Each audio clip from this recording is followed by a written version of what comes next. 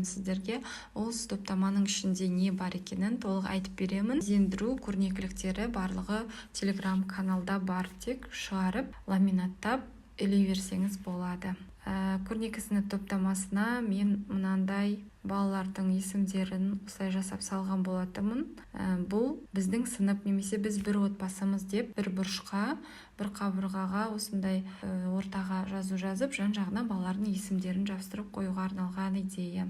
Одан кейін туған күндер бұрышын жасауға кеңес беремін. Бұның да қазақша үлгісін, мынандай растяжканы, одан кейін астындағы айларды қазақ тілінде жасап салып қойдым.